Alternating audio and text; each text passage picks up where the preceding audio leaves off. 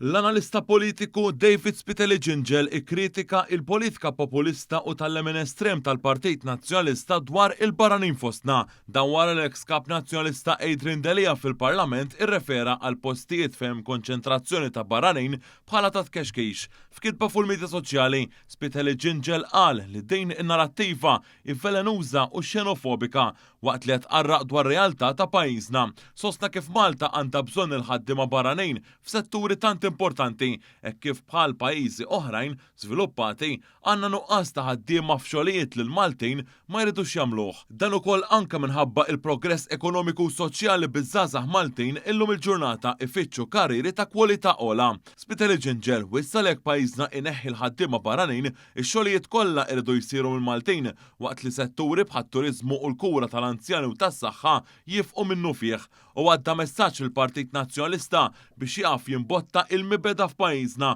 u jaqaf jispara bla doġġ u jkun diżonest mal-poplu.